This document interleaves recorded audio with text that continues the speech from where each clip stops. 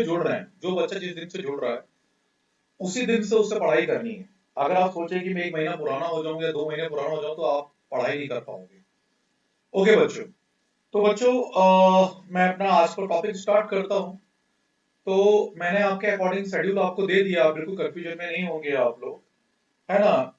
तो आप सबसे पहले अपनी कॉपी में हेडिंग डालेंगे सुप्रीम कोर्ट का पुनर्विलोकन, ये लिखा हुआ है। आप सिर्फ डालेंगे, क्रिटिक नहीं करेंगे अभी, क्रिटिक अभी नहीं करेंगे। पहले आप हेडिंग डालेंगे सभी बच्चे हेडिंग डालेंगे supreme court review, judicial review system. English वाले डालेंगे supreme court judicial review system. Hindi वाले डालेंगे सर्वोच्च न्याय का न्यायिक पुनर्विलोकन, सर्वोच्च न्यायालय की न्यायिक पुनर्विलोकन की प्रक्रिया। ओके, सर्वोच्च न्यायालय की न्यायिक पुनर्विलोकन प्रक्रिया। और इंग्लिश वाले डालेंगे supreme court judicial review. Okay, 10 minute मैंने अभी आपसे चर्चा की है, आपसे कोऑर्डिनेट बनाया है, और अब हम आगे क्लास को शुरू कर रहे हैं। अब आप मेरी बात ध्यान से सुने। मैंने ये प्रीलिम्स का तो मैं वैसे ही कराता जा रहा हूं आपको, हर टॉपिक से आपका, आप पूरे जो सब्जेक्ट है, जब प्रीलिम्स का एग्जाम होता है तो आपके 3 या 4 क्वेश्चन आते हैं हर सब्जेक्ट से, ज्यादा 6-7 आ जाते हैं। तो आप हर टॉपिक को, आप एक्ट याद कर रहे हो, आप आर्टिकल याद कर रहे हो, तो आपके जो क्वेश्चंस आते हैं ऑब्जेक्टिव, उसमें यही पूछेंगे डायरेक्टली, तो आप बड़े आराम से उसे अटेम्प्ट कर लोगे।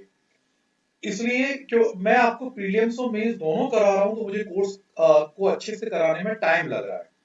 ठीक है बच्चा, अब मैंने आपको प्रीवियस क्लास, आपको याद होगी सुप्रीम कोर्ट की जो मेरी प्रीलियम क्लास थी, उसमें मैंने 3 लेक्चर पढ़ाए हैं आपको, आपके पास रिकॉर्डिंग अवेलेबल है।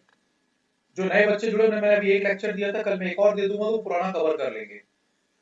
तो सुप्रीम कोर्ट के मैंने 3 लेक्चर पढ़ाए हैं, और कहने वाली बात है कि 3 लेक्चर सुप्रीम कोर्ट को तो मुझे उठाना ही नहीं चाहिए, क्योंकि आप लोगों को सुप्रीम कोर्ट क्लियर हो चुका है, सुप्रीम कोर्ट क्या होता है, उसके न्याय कौन चुनता है, अपॉइंटमेंट कौन करता है। 3 लेक्चर रिकॉर्डिंग मेरे पास है, एक तो मैंने नए बच्चों को दिया था, हृदय शुक्ला को दिया था, एक और कल दे दूंगा, एक और परसों को बराबर आ जाएगी बिल्कुल सुप्रीम कोर्ट के। तो कहने का मतलब है आपको सारी चीज मालूम है, इवन आपको सुप्रीम कोर्ट का इतिहास भी लिखवाया है कि सुप्रीम कोर्ट को पहले क्या कहते थे, बाद में क्यों कहते थे, जज की स्ट्रेंथ कितनी है, अभी 10-15 दिन पहले, 20 दिन पहले कौन से नए जज बने, कौन से नंबर के जज बने, कब कब लड़ाइयां हुई। आपका सुप्रीम कोर्ट का टॉपिक खत्म हो गया है मेरा, टू बी फ्रैंक, लेकिन स्टिल 2 दिन मैंने शेड्यूल में और डाले। आपने देखा होगा, 25 तारीख आज की, और कल की तारीख में भी मैंने शेड्यूल में सुप्रीम कोर्ट को डाला हुआ है आपके सामने। तो आप ऐसा क्यों? क्योंकि मैं प्रीलिम्स के साथ साथ मेंस भी करवा रहा हूं, इसलिए। अब 2 क्वेश्चन आते हैं। पहला क्वेश्चन आता है सर्वोच्च न्यायालय का पुनर्विलोकन प्रक्रिया को समझाएं। अगर ये क्वेश्चन आपके एग्जाम में आता है, क्योंकि मैं मेंस लेवल पे ही पढ़ा रहा हूं आपको, प्रीलिम्स तो ऑटोमेटिक कवर होता है, बच्चे कहते हैं प्रीलिम मेंस कुछ नहीं होता, एक ही होता है, तो आप दोनों पढ़ रहे हो, हर दिन आप याद कर रहे हो, टेस्ट दे रहे हो, ऑब्जेक्टिव प्रीलिम्स की तैयारी, यही क्वेश्चन प्रीलिम्स के रहेंगे। और मैं तो ये कहता हूँ जो बिल्कुल भी नहीं पढ़ रहा, कम से कम क्वेश्चन ही याद कर ले, 10-10, 20-20 हर दिन हमारे 50-50 क्वेश्चन एक टॉपिक से हो रहे, वही रिपीट हो जाएंगे आपके एग्जाम में। तो मेरे 2 क्वेश्चन आते हैं, इसलिए मैंने 2 दिन और बढ़ाए, सब सुप्रीम कोर्ट को 2 दिन बढ़ाए हैं कि what do you understand judicial review of supreme court, या न्यायिक पुनर्विलोकन की प्रक्रिया को आप क्या समझते हैं। तो आप उतना अच्छा नहीं लिख सकते जिसको मैं डिस्कस करूंगा। दूसरा क्वेश्चन यूपीएससी में पूछा गया, तो मदद का भी पूछ सकते हो, उत्तर प्रदेश पूछ सकते हो, तो ना सिंपल से पूछ सकते हैं कि क्या ये जो न्यायिक पुनर्विलोकन की प्रक्रिया है, do you think that judicial review system of Supreme Court is constitutionally workout और नॉट, क्या ये संवैधानिक रूप से काम करता है या नहीं करता, ये क्वेश्चन भी यूपीएससी में पूछा गया है। अभी ऐसा कोई भी बच्चा आप में से नहीं होगा जो इन दो क्वेश्चनों को अच्छे से लेवल पर लिख सके जिससे आप सिलेक्शन ले पाओ। लिखने में तो कोई भी लिख देगा, 8वीं क्लास का बच्चा भी लिख देगा कि 137, 145, 143, ऐसा ऐसा नहीं, सिविल सर्विस लेवल का कोई नहीं लिख सकता। तो उसी को मैं डिस्कस करूंगा। और ध्यान रखिएगा, आज 2 टेस्ट हुए, कल T3 होगा और T4, T5, T6 क्लास तो होगी मेरी। दूसरा टेस्ट में ये क्वेश्चन मैं पूछूंगा डायरेक्टली आपसे, तो आप मुझे केसेस बताएंगे। तो क्लासेस बहुत डीप चल रही है ना, तो इसलिए हम लोगों को एक दूसरे से बहुत अच्छा कोऑर्डिनेशन रखना है। तो बच्चों सबसे पहले बात आती है, आप लोगों को मैंने बताया, हेडिंग डाला होगा सभी बच्चों, जितने बच्चे अभी लेट आए हैं पहले आए हैं, आप सब हेडिंग डालेंगे judicial review of supreme court, यानी सर्वोच्च न्यायालय का पुनर्विलोकन प्रक्रिया, दैट्स इट। तो बच्चों सुप्रीम कोर्ट का जो रिव्यू सिस्टम है ये 2 प्रकार का होता है। सबसे पहले रिव्यू सिस्टम 2 प्रकार का नहीं, आप ये समझे, एक है ये बुरा होता है, एक है ये अच्छा होता है। हमें आज इसी को समझना है और एक दिन और लगाएंगे सुप्रीम कोर्ट पर, परसों के दिन, और ये खत्म। उसके बाद फिर हम इसे चर्चा नहीं करेंगे और हर चीज को कॉपी में मेंटेन करना है, इसके नोट्स आपको मिल जाएंगे, सिर्फ चर्चा कर रहे हैं। तो बच्चों जैसे मैं आप लोगों से कहूं कि समझना मेरी बात को, कि आज जो मैंने आपको शेड्यूल दिया है वो मैं फॉलो नहीं करूंगा। फिर मैं आपसे कहूं कि शायद मैं अब आपको आपके टेस्ट भी नहीं लूंगा। मेरी बात ध्यान से सुनना, मैं आपको जो पढ़ा रहा हूं वो मैं क्रिटिक पढ़ा रहा हूं, जो अखबारों में छपा हुआ है, सुप्रीम कोर्ट किताबों का नहीं है। तो ध्यान से सुनना जो मैं आपको बोल रहा हूं। अगर मैं आपसे कहूं कि मैं आज जो मैंने शेड्यूल भेजा है 19 जून तक का, उसे मैं आपको फॉलो नहीं करूंगा। दूसरा मैं आपसे बोलूं कि अब आपके जो टेस्ट होते हैं वो नहीं होंगे, तो सडनली डिनाई, सडनली डिनाई, तो आपके मन में मेरे प्रति जो ट्रस्ट है वो खत्म होगा। आपके मन में एक कंफ्यूजन पैदा हो जाएगा कि क्या अब हमें सर को फॉलो करना चाहिए, या सर ने सडनली बंद कर दिया सब कुछ और हम बीच मझधार में फंस जाएंगे तो हम क्या करेंगे। तो कहीं ना कहीं अगर मैं अपने कमिटमेंट को डिनाई करता हूं, अगर जो मैंने नियम बनाया हुआ है उसे खत्म करता हूं, तो उससे एक चीज का ओरिजिन होगा, एक बर्थ होगा, एक चीज पैदा होगी, और वो चीज पैदा होगी कंफ्यूजन की, CONFUSION। आपकी हमारे में आस्था खत्म हो जाएगी, आपका हम पे ट्रस्ट खत्म हो जाएगा, फेथ खत्म हो जाएगा, और ये चीज बहुत दुखद होगी। इसमें क्या होगा, हम लोगों का विकास रुक जाएगा। ये सही बात है। अब ऐसा ही सुप्रीम कोर्ट का रिव्यू सिस्टम में हो रहा है। मेरी बात समझना, मैं आपको नॉर्मल लूसेंट या ओझा लेवल की किताब से नोट्स नहीं दे रहा हूं, मेरी बात सुनो जो बता रहा हूं। न्यूज़पेपर क्रिटिक है, बहुत अच्छा आर्टिकल लिखवा रहा हूं जो मेंस में लिखोगे आप और जीत जाओगे। जब ऐसी व्यवस्था होगी कि कोई चीज चली आ रही है और उसमें कोई रिव्यू करके, रिव्यू मतलब फिर से अपने डिसीजन को चेंज करके मैं उसे खत्म कर दूं, तो जो जनता है यानी पब्लिक, यानी हम, और जो जनता है और जो कॉन्स्टिट्यूशन है, वो एकदम डिसबैलेंस हो जाएंगे, एकदम कांप जाएंगे। अब आप सोच रहे होगे मैं क्या बोल रहा हूं। मैंने आपको पहले एकदम उदाहरण समझाया कि जो आप हिल गए, टेस्ट कल से नहीं होगा, मानो मैं शेड्यूल को फॉलो नहीं करूंगा, तो आपको कंफ्यूजन हो गया, आपकी आस्था खत्म हो गई। ऐसे ही जब लोकसभा और Rajya Sabha, there are two constitutional bodies, very important constitutional body. They both are make law. They have power to make law. कानून बनाने की शक्ति है लोकसभा राज्यसभा को। आपने देखा है, मोदी जी खड़े होते हैं, अमित शाह खड़े होते हैं, गृह मंत्री, और मेजोरिटी होती है, 370 धारा खत्म कर दी, वो खत्म कर दी, बहुत सारी चीजें खत्म करते हैं। तो they have power to make law. और अगर वो कानून बनाए, यानी लोकसभा राज्यसभा कोई कानून बनाए, बहुत इजी समझा रहा हूं, लोकसभा और राज्यसभा जिनकी जिम्मेदारी है देश को चलाने के लिए, रिक्वायर सम लॉ, कानून की जरूरत है, वो कानून बनाए।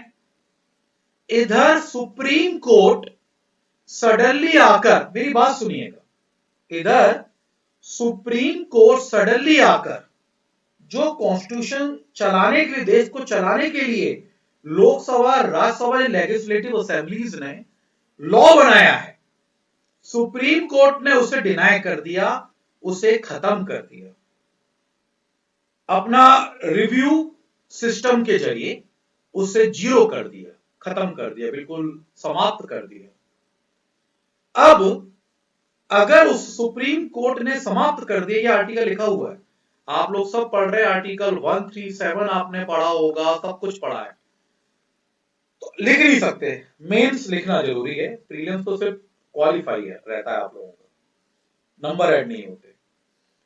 तो जो ये सुप्रीम कोर्ट ने सडनली उसे खत्म कर दिया, तो कहीं ना कहीं लोकसभा और राज्यसभा जो उनका ऑब्जेक्टिव है, ऑब्जेक्टिव होता है ना, मोटो है कि हमें देश में इक्वलिटी लेके आनी है, मेरी बात सुनिएगा, हमें देश में एम्प्लॉयमेंट लेके आना है, हमें देश में विकास, डेवलपमेंट लाना है, सपोज डेवलपमेंट लाना है। सुप्रीम कोर्ट ने कुछ पॉइंट्स निकाले कि कहीं ना कहीं ये कुछ गलत हो सकता है, तो उसे रोक दिया। तो कहीं ना कहीं डू यू थिंक दिस कि लोकसभा राज्यसभा का रुकना, उनके द्वारा कानून बनाया गया रुकना, देश के लिए कितना गंभीर हो सकता है? ये बहुत ज्यादा बड़ा गंभीर मामला है जो मैं तुम्हें बता रहा हूं, और जो तुम्हें एग्जाम में लिखना होगा। हमेशा एग्जाम उठा के देख लो, सर्वोच्च न्यायालय की शक्तियां आती हैं, सुप्रीम कोर्ट पावर डिफाइन करो, सुप्रीम कोर्ट को ये आते ही क्वेश्चन आते ही आते हैं। तो पावर में भाई ये नहीं चलना चाहिए हम राष्ट्रपति को देते हैं, लूसेंट की भाषा ही लिखनी, 3-4 आर्टिकल लिख के आ गए। आपको लिखना पड़ेगा कि सबसे बड़ी पावर है रिव्यू पावर, जिसे देश की सबसे बड़ी पावर मानी जाती है सुप्रीम कोर्ट की। अंडर रिव्यू सिस्टम जो भी लॉ बना हुआ है, सुप्रीम कोर्ट फील करती है कि ये सही नहीं है, तो उस लॉ को वो कंप्लीटली अमेंडेड करवा देती है, डिनाई कर देती है, फिनिश कर देती है। और ये बहुत ही डेंजर चीज हो सकती है अगर मैं क्रिटिक की बात करूं। अब मैं आप सबसे पहले फीडबैक देना चाहूं कि आपको मेरी बात समझ में आ रही है कि मैं क्या बात कर रहा हूं। मैंने आपको बिल्कुल बेसिक से पढ़ाया, जैसे मैं शेड्यूल को फॉलो ना करूं तो आपके मन में कंफ्यूजन आएगा, भ्रांति आएगी।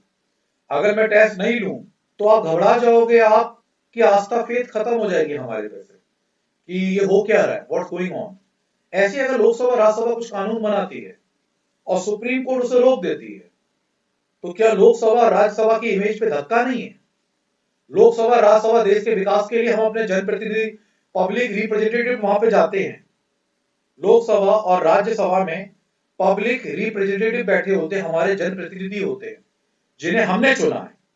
आपने डायरेक्टली चुना हुआ है लोकसभा के मेंबर्स को, और वहां पे जाके उनके द्वारा बनाए गए कानून को सुप्रीम कोर्ट, जिन्हें हमने नहीं चुना, वो बंद कर देती है, खत्म कर देती है। तो क्या ये देश के साथ खिलवाड़ नहीं है? क्या ये देश के साथ खिलवाड़ नहीं है? है ना?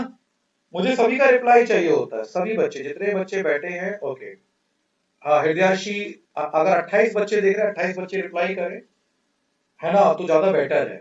ठीक है, तो ये कहीं ना कहीं गलत हो सकता है अगर हम बात करें तो बच्चों में इसी पे आज चर्चा करने वाला हूं।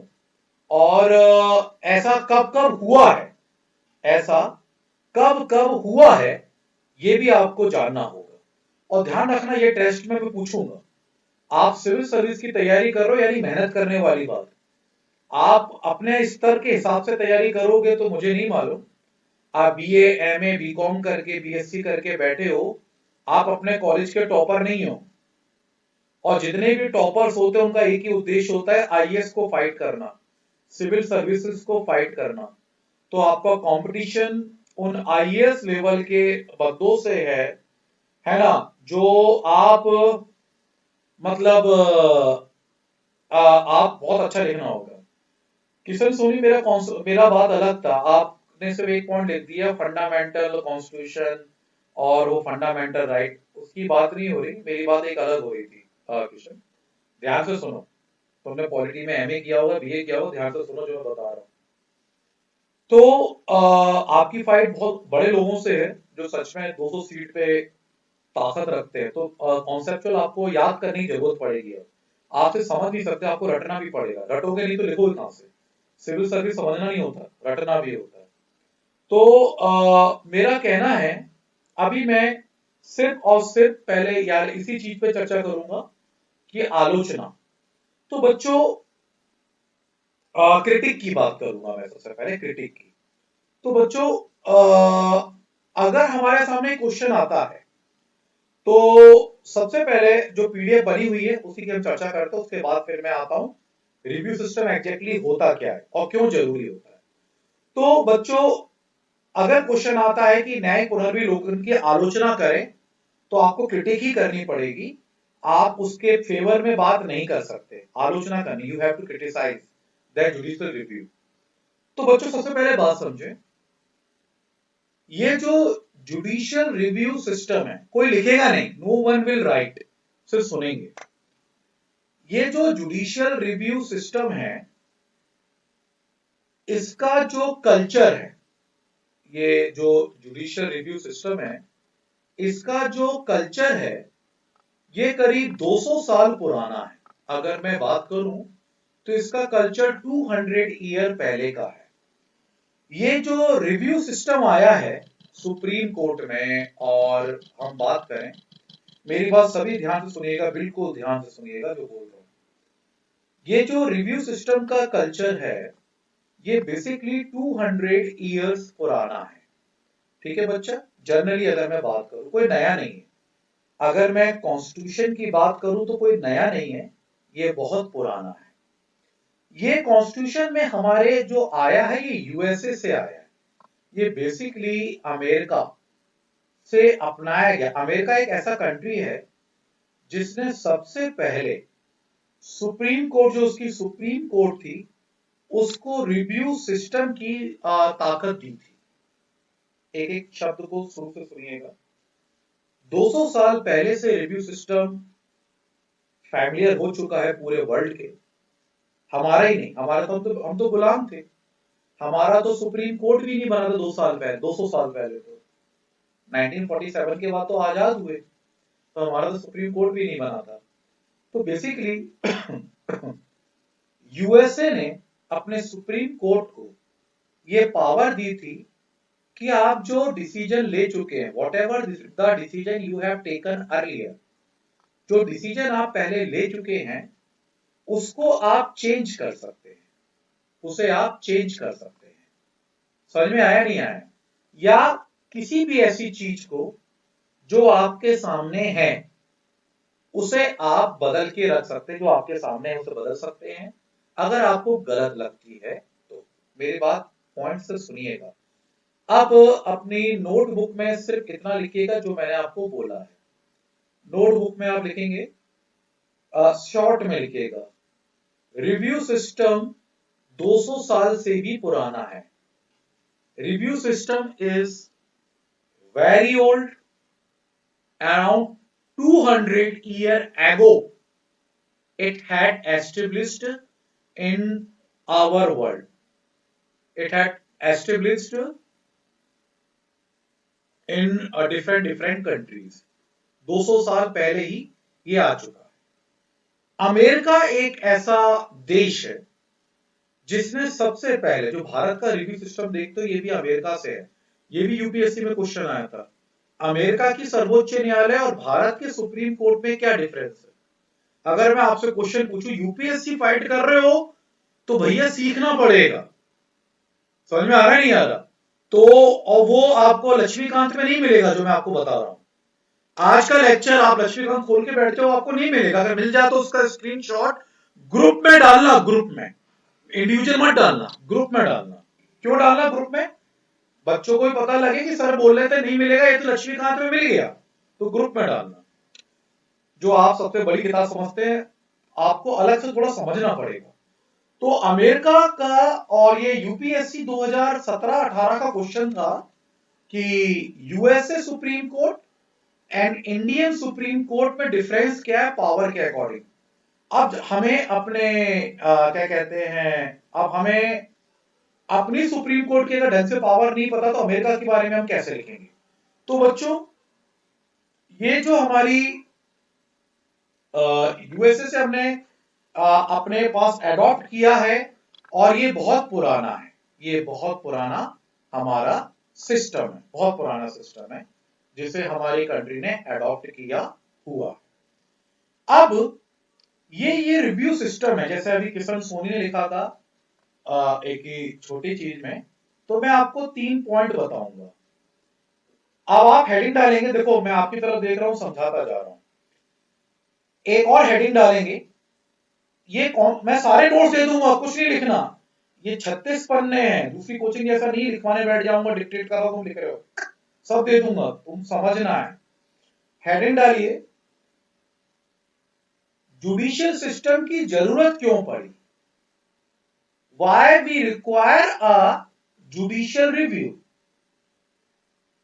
When we required this judicial review, heading डालिएगा, जुडिशियल सिस्टम की रिक्वायरमेंट क्यों पड़ी? Why we required this judicial system? तो ये शॉर्ट नोट्स है तुम्हारे बच्चा, ये शॉर्ट नोट्स है तुम्हारे, है ना बच्चा, है ना? इसको देखो, देखो इसको रीड नहीं कर रहा मैं, ये देखो कितना सारा है, तुम्हारे लिए बनाया हुआ है। अभी मैं आपको पूरा भेज दूंगा, है ना, करीब 8 पन्नों का है, तो ये आप शॉर्ट नोट्स बनाओगे। तो बच्चों क्या होता है, जुडिशियल रिव्यू की आप ऐसे लिखेंगे अपनी कॉपी में, मैं इसे मिटा रहा हूं।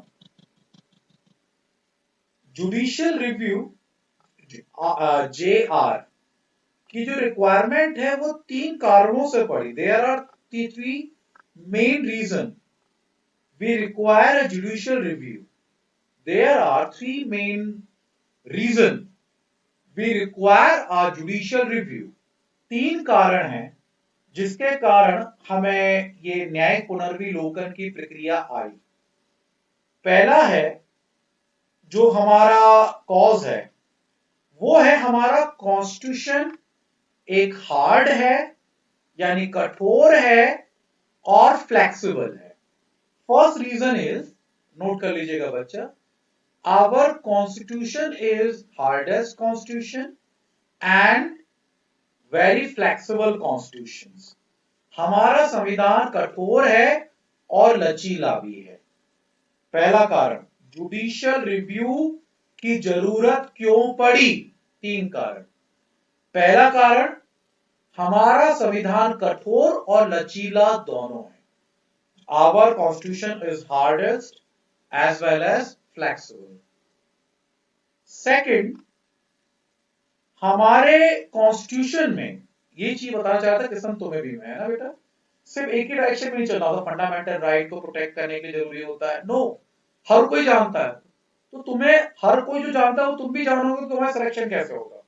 तुम्हें वो जानना है जो हर कोई नहीं जानता, गिने चुने जानते हैं।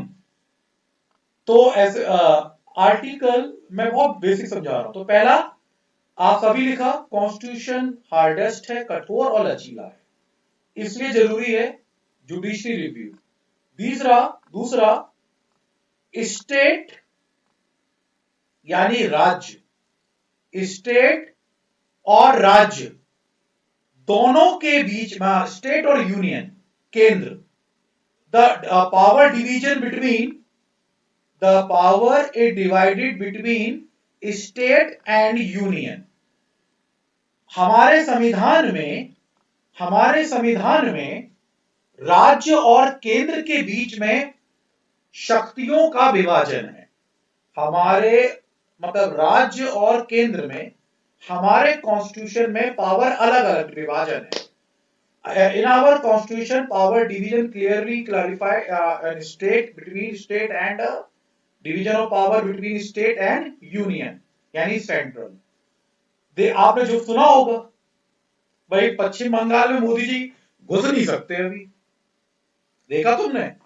जो जिसने ममता बनर्जी को हराया बेचारा, उसकी भी हिम्मत नहीं है कि वो अकेले बिना सिक्योरिटी के घूम पाए। तो राज्यों का अलग कानून है, सेंट्रल का अलग कानून है, कहने का मतलब। तो ये दूसरा पॉइंट है जिसके लिए जरूरी हो गया जुडिशियल रिव्यू। समझ में आया? तीसरा, you can write fundamental right. अब तुम लिख सकते हो तीसरा, फंडामेंटल राइट। फंडामेंटल राइट मतलब हमारे जो अधिकार हैं उनको बचाने के लिए भी रिक्वायर्ड सम मतलब स्पेशल पावर, और supreme court has a special power to protect our fundamental right.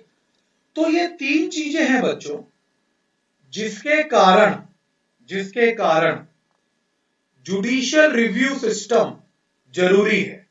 अगर कुछ गलत हो रहा है, जैसे मैंने आपको पहला बताया कठोर और लचीला संविधान, हार्डेस्ट एंड फ्लेक्सिबल, दूसरा स्टेट, और अब आप देखो, चलो इधर से आते हैं, फंडामेंटल राइट अगर हमारे कोई भी खेलेगा करेगा तो हम सुप्रीम कोर्ट जा सकते हैं और सुप्रीम कोर्ट हमें प्रोटेक्ट करता है। अंडर आर्टिकल 13 में मेंशन है, अंडर आर्टिकल 32 में मेंशन है, अंडर आर्टिकल 45 में मेंशन है, अंडर आर्टिकल 254 में मेंशन है, अंडर 245 में मेंशन है, अंडर आर्टिकल 130 में मेंशन है। ये सारे आर्टिकल करेंगे, इसलिए 2 क्लास रखी, इसके बाद सुप्रीम कोर्ट के तुम बाप बन जाओगे। नॉलेज में क्वेश्चन आएगा, तुम सारे ऑब्जेक्टिव भी कर लोगे और थ्योरी तो बहुत अच्छा कर लोगे। तो बच्चों ये तो समझ में आ गया, फंडामेंटल राइट सुप्रीम कोर्ट जा सकते हैं।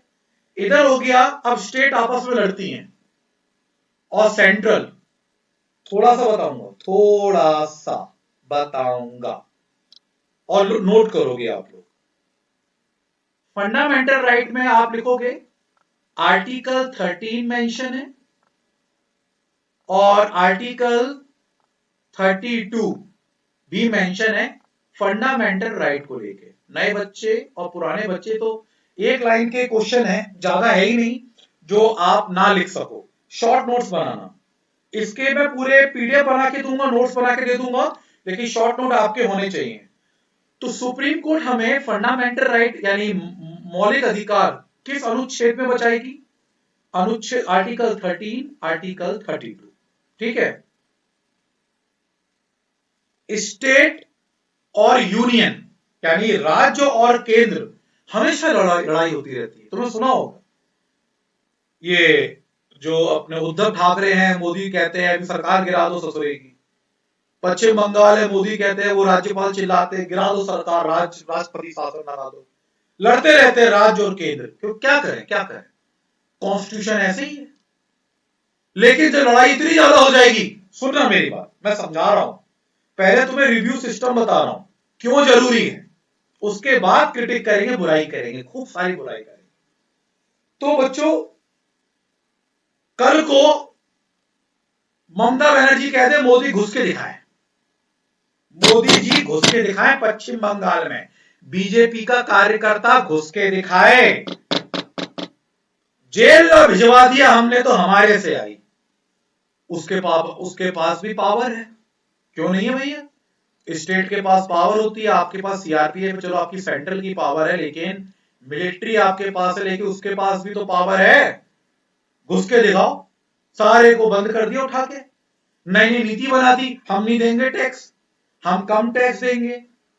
तो जब ऐसी लड़ाइयां शुरू हो जाएं स्टेट और सेंट्रल के बीच में, और मैंने आपको पहले भी बताया था राज्य की राज्य सूची होती है, स्टेट लिस्ट होती है, केंद्र की केंद्रीय सूची होती है, यूनियन लिस्ट होती है, और एक और तीसरी लिस्ट होती है कॉन्करेंट लिस्ट, समवर्ती सूची, सीएल। यानी राज्य पे केंद्र नहीं बनाएगा नियम, जो राज्य के नियम है वो राज्य ही बनाएगा। स्टेट का जो असेंबली है, जो जनरल असेंबली है जो अपनी, तो मुख्यमंत्री ही बनाएंगे बैठ के। केंद्र पे केंद्र ही बनाएगा, सेंट्रल यूनियन लिस्ट में सेंट्रल ही बनाएगा। ये सीएल ऐसी है, कॉन्करेंट लिस्ट ऐसी है, समवर्ती सूची ऐसी है जिसमें राज्य और केंद्र दोनों मिलकर बनाते हैं, मतलब दोनों मिलकर, माफ करना, ओके, दोनों मिलकर बनाते हैं। ओके, मैं आपको कंटिन्यू देखता रहता हूं, तो आपका जो भी फीडबैक होता है आप तुरंत मुझे शेयर कर सकते हैं। तो ये दोनों मिलकर बनाते हैं। अब क्या होगा बच्चों, मेरी बात सुनना, अब क्या होगा बच्चों कि केंद्र ने मनमानी करी, राज्य की सूची में घुसा। हम बनाएंगे अपनी मर्जी से, तुम कौन होते हो करने वाले। राज्य को उंगली हुई और केंद्र की सूची में घुसा। ये सारे टोल टैक्स अब हम वसूलेंगे। ये जो रेलवे स्टेशन के बाहर के पेड़ है सेंटर के, अब हम वसूलेंगे। लड़ाई हो गई। अब ये दोनों लड़ाई हुई, कानून पहले से बना हुआ है, राज्य राज्य के बनाएगा, केंद्र केंद्र के बनाएगा।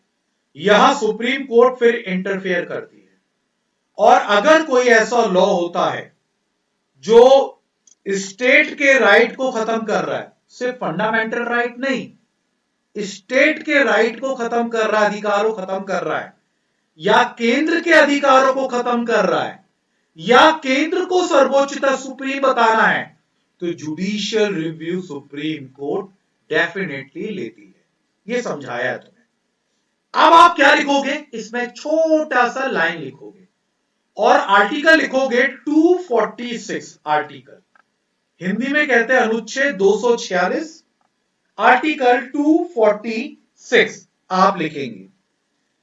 थोड़ा सा लिखना है, इसमें है आर्टिकल 246 क्या है। मैं क्यों लिखवाता हूं शॉर्ट नोट्स, कल को पेपर में तो 4-5 क्वेश्चन आएंगे पॉलिटी से, पता होगा 2 मिनट में लिख दोगे, थ्योरी मैं आपको नोट्स में दे दूंगा। आर्टिकल 246 में मेंशन है, ये क्लैरिफाई कर रहा है स्टेट और यूनियन की legislative powers, is clarifying the state and union legislative power. Hindi वाले लिखेंगे 246 अनुच्छेद यह बता रहा है कि राज्य और केंद्र की विधायी शक्तियां लिखना, विधायी सीमा, स्टेट एंड यूनियन की लेजिस्लेटिव पावर को क्लासिफाई कर रहा है आर्टिकल 246। मैं नोट्स में दे दूंगा बच्चा, अगर आप नहीं भी लिख पा रहे हो कोई बात नहीं, पर समझना 2 से बने 4, 4 से बने 6, 6 है सबका बाप यानी सुप्रीम कोर्ट, 4 है केंद्र, 2 है राज्य। जब ये आपस में लड़ेंगे और विधायी शक्तियों को, लेजिस्लेटिव पावर को लेकर बनेंगे, है ना। हाँ मैंने बताया और भी इसे करेंगे, तो इसको आप ब्रेक करेंगे, समझे। ओके, अब पहले पूरी बात सुनो बच्चा, है ना, कुछ मत लिखा करो, देखो पहले जो मैं आपको बताता जा रहा हूं।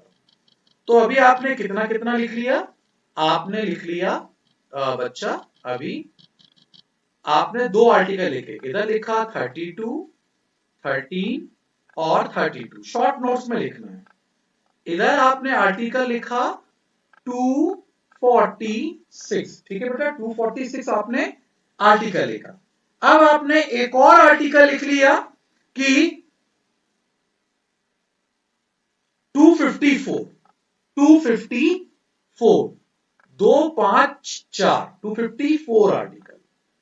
बेटा ये 254, ये दोनों आर्टिकल इस पॉइंट से जुड़ जाएंगे।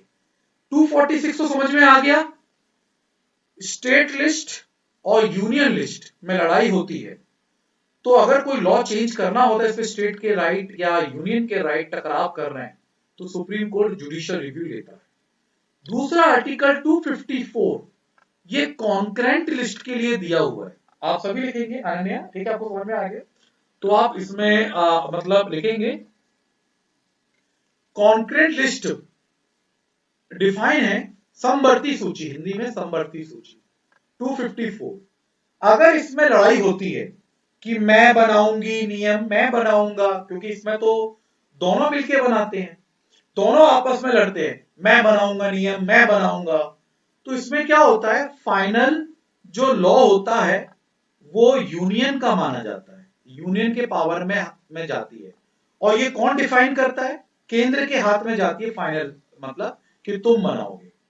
अगर कॉन्करेंट लिस्ट की बात है, राज्य सूची में राज्य बनाएगा, केंद्र में केंद्र बनाएगा, लेकिन जो समवर्ती सूची है यानी कॉन्करेंट लिस्ट है उसमें दोनों बनाएंगे, लेकिन दोनों में भी दोनों बराबर के नहीं है, दोनों में भी फाइनल जो होता है वो सेंट्रल होता है, केंद्र होता है, और इसका फैसला कौन करता है, सुप्रीम कोर्ट, यानी जुडिशियल रिव्यू के अंदर ये भी आ जाएगा।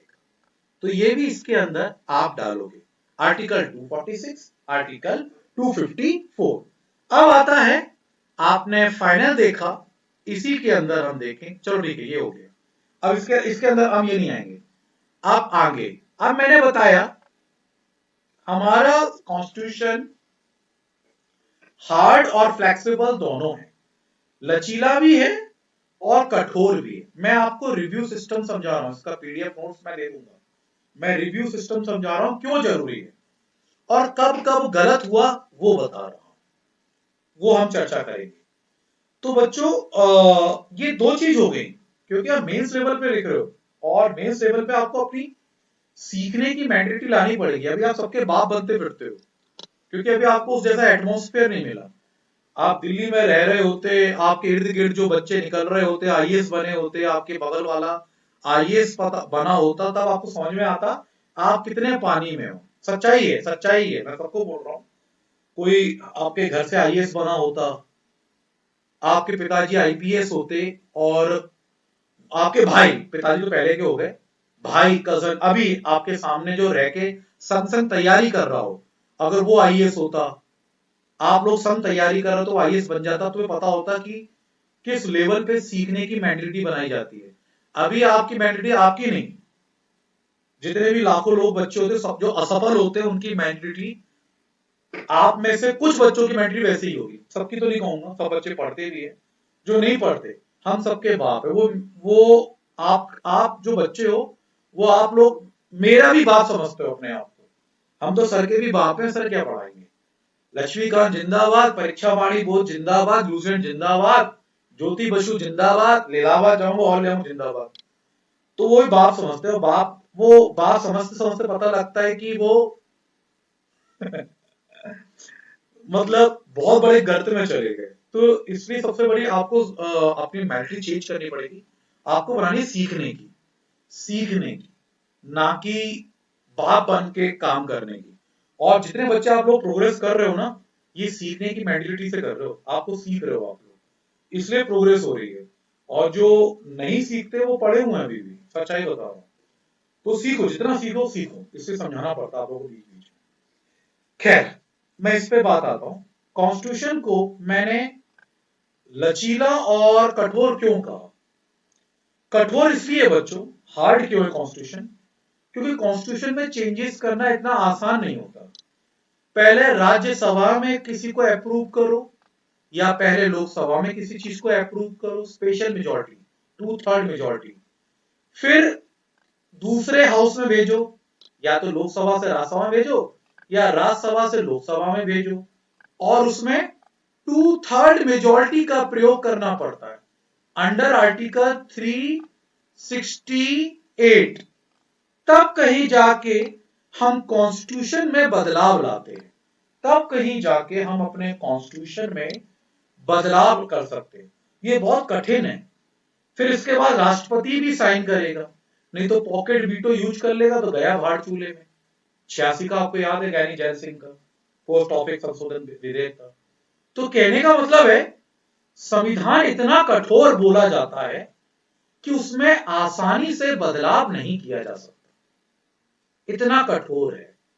तो जब इतना कठोर कोई कॉन्स्टिट्यूशन होता है तो उसके अंदर काफी चीजें ऐसी आ जाती हैं जिनका बदलना जरूरी होता है, जल्दी बदलना जरूरी होता है।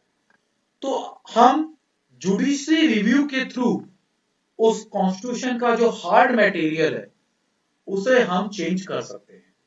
दूसरा मैंने बोला फ्लेक्सिबल। कानून इतने ज्यादा बनते हैं 368 के अंतर्गत ही नहीं, साधारण बहुमत से भी बनते। राज्यों में विधानसभाएं भी बनाती हैं। शिवराज जी बना दें, योगी आदित्यनाथ जी बना दें, राज्यों के लिए तो बना सकते हैं ना। तो वो इतनी आसानी से भी कानून बना सकते हैं। वो दोनों प्रकार का कॉन्स्टिट्यूशन है जो हमारे लिए बहुत घातक हो सकता है। तो फ्लेक्सिबल और हार्डेस्ट दोनों प्रकार का कॉन्स्टिट्यूशन हमारा है इंडिया का, और इसमें जुडिशियल रिव्यू होना बहुत ज्यादा जरूरी है। अगर जुडिशियल रिव्यू नहीं होता तो ना संविधान बदलेगा क्योंकि हार्ड है, चलता जाएगा सालों चलता जाएगा और इतना आसानी से बदलाव नहीं आएगा। और फ्लेक्सिबल एक दूसरी तरफ है तो इतना आसान है कि जब चाहे सरकार ने बदल दिया और जब चाहे देखा तो हमारे अधिकारों की ऐसी तैसी करना शुरू कर दिया। तो जब दोनों चीजें हमारे सामने आती हैं बच्चों, तो जुडिशियल सिस्टम जो रिव्यू है वो बहुत ज्यादा जरूरी हो जाता है। समझ में आ रहा है? अब आपसे मेरा क्वेश्चन बनने का पूछता है, 10:30 हो गया। जो मैंने अभी आपको पढ़ाया है क्या आपको समझ में आया है? इतना बता दीजिए, क्या जो आपको पढ़ा रहा हूं समझ में आ रहा है? तो जुडिशियल रिव्यू बेसिकली मैंने आपके सामने 246, 254 हमारे आर्टिकल ऐसे आते हैं एग्जाम में, एमसीक्यूज में आएंगे आपके, आपने समझा है तो वैसे ही लगा लोगे आप। तो जुडिशियल रिव्यू क्यों जरूरी है इसके मैंने आपको 3 पॉइंट बताए, और इन 3 पॉइंट्स में बच्चों मैंने चर्चा करी फंडामेंटल राइट 1332, उसके बाद मैंने चर्चा करी सेंट्रल और उसकी आपस में लड़ाई का 246, 254। ये शॉर्ट नोट्स बना रहे हो आप लोग, ये आपको थ्योरी में मैं दे दूंगा बच्चों, है ना। 254। उसके बाद मैंने चर्चा करी फ्लेक्सिबल और हार्डेस्ट 368 आर्टिकल जो हमारा बेसिकली दिया गया है। समझ में आ रहा है यार? अब बच्चों हमारे कॉन्स्टिट्यूशन में आर्टिकल 132 आपने सुना, चलो अब ये नहीं, अब ये मेरा टॉपिक खत्म हो गया, ये मेरा टॉपिक खत्म हो गया। आपको समझ में आ गया कि जुडिशनल जो सिस्टम है ये हमारे लिए क्यों जरूरी है। नेहा और हृदयाशी शुक्ला, तुम रिस्पॉन्स क्यों नहीं करती हो बच्चियों? अगर करती हो तो इतनी देर में तुम्हारा रिस्पॉन्स क्यों आता है बच्चियों? सुनना तो पड़ेगा नेहा और हृदयाशी। अभी आज 25 है, अगले 20 दिन तक आपको सारी चीजें समझनी पड़ेंगी। ये अगर सिविल सर्विस का कफन बांधा है तो, नहीं बांधा है तो फिर कुछ नहीं कर सकते। देखो बच्चों, अब हमारा दूसरा टॉपिक, ये टॉपिक नहीं है, ये सब टॉपिक्स हैं उसी के अंदर छुपे हुए हैं। तो बच्चा अब आप सुनेंगे क्या ये क्या है। आप एक, मैं चाहता हूं आप आईएएस लेवल से ही इस तरह का ही सोचें। मैं आपको सच बताऊं तो हमारे संविधान में, हमारे कॉन्स्टिट्यूशन में रिव्यू सिस्टम की बात डायरेक्टली रखी ही नहीं गई है। आराम समझिएगा, हमारे कॉन्स्टिट्यूशन में रिव्यू सिस्टम, ये पुनर्विलोकन जो प्रक्रिया है ना, ये बात रखी ही नहीं गई है, बिल्कुल नहीं रखी गई, रखी नहीं गई। समझ में आ रहा है? है ही नहीं, है ही नहीं। क्यों भैया, क्यों रखेंगे? जब हमारे लोकसभा यानी कॉन्स्टिट्यूशन जो असेंबली थी, जैसे लोकसभा राज्यसभा है ना, कोई तुमसे बोलेगा, जैसे ये है, मतलब अब नेहा चली गई, अनन्या है, अनन्या क्यों चाहेगी कि उसके ऊपर कोई और दूसरी आ जाए, अनन्या सीनियर, जो उसे टाइम टू टाइम करे। अनन्या बोले मुझे भूख लगी है, अनन्या सीनियर एक चपाट दे उसके गाल पे, पटाख, खाना नहीं मिलेगा तुझे, पहले काम कर। अनन्या बोले मुझे सोना है, अनन्या के बाल पकड़ के ला दे, बड़ा भारी सोना है, सफाई कर। अनन्या के मुझे ना पढ़ना है, वो आके कान खींच दे, सीनियर अनन्या अपॉइंट करके रख दिए, बड़ा भारी पढ़ना है तुझे, पहले घर के काम तो कर ले। तो अनन्या को अच्छा लगेगा कि उसके काम फार्म में कोई दूसरी सीनियर अनन्या आके रोक टोक लगे? अनन्या तो उस तरह के खून कर देगी, जाके सर फोड़ जाए जाते ही, तो पत्थर पत्थर मार दे। तो हमारी जो कॉन्स्टिट्यूशन असेंबली थी, जो बनी थी ड्यूरिंग वही आफ्टर 1946 चुनाव, वही 9 दिसंबर, वो जो बनी थी, उन्होंने नहीं सोचा था, नहीं कहा था कि कभी सुप्रीम कोर्ट को ऐसी ताकत देंगे जो हम बनाएं, हम सुप्रीम कोर्ट को बना रहे हैं, हम उनके जजेस को चुन रहे हैं।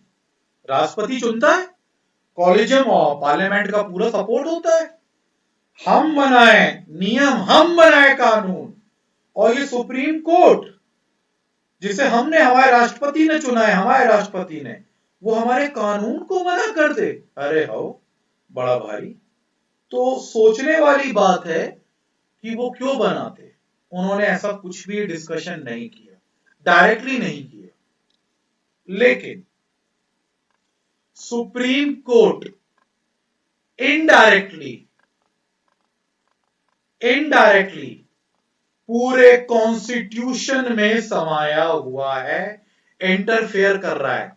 हिंदी में कहते हैं परोक्ष रूप से, इंग्लिश में इनडायरेक्टली, प्रत्यक्ष रूप से नहीं। हमारे संविधान में बात ही नहीं करी पुनर्विलोकन प्रक्रिया होनी चाहिए, होनी चाहिए, एक आर्टिकल डाल दिया, ठीक है, देखेंगे जब जरूरत पड़ेगी तो। लेकिन इनडायरेक्टली सुप्रीम कोर्ट हमारे शुरू से लेके आखिरी तक कॉन्स्टिट्यूशन में छाया हुआ है, कहीं ना कहीं इसे डिफेंडर ऑफ द कॉन्स्टिट्यूशन भी कहते हैं।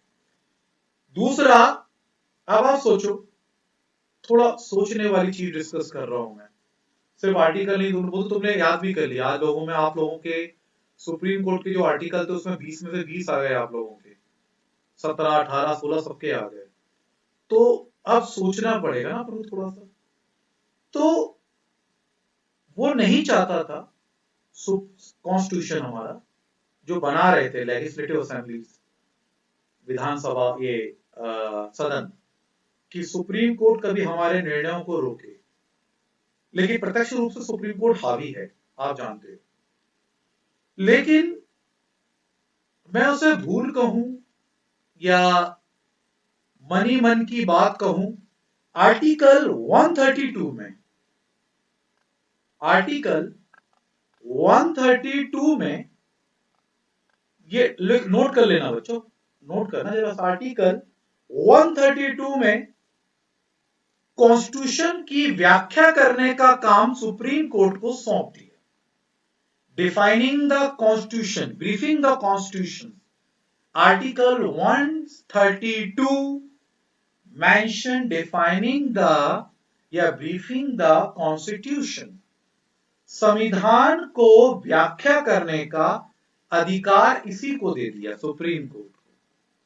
तो कहीं ना कहीं वो ना चाहते हुए भी, अब भाई कॉन्स्टिट्यूशन को हम जो नेता चुनते हैं, अब आप सोचो, जो नेता चुनते हैं वो तो एक्सप्लेन कर नहीं पाएंगे कॉन्स्टिट्यूशन को, कुछ तो अंगूठा छाप होते, 10वीं पास भी नहीं है, कहा लिखा है, ये कहा लिखा है अंग्रेजी हिंदी में, कहा है, इतने पढ़े लिखे होते ससुरा तो नेता बनते, काम है, हम कलेक्टर बन जाते हैं, नेता काहे बने, 5 साल के लिए बने ससुरे, पता नहीं ससुरा अगले साल बने ना बने, 5 साल बाद अगली बार ससुरे जमानत जब्त हो जाए, है, हमारी लाइफ सिक्योर नहीं है, अगर पढ़े लिखे होते ससुरा तो कलेक्टर वाली बन जाते, 60 साल तक ससुरा खूब खाते।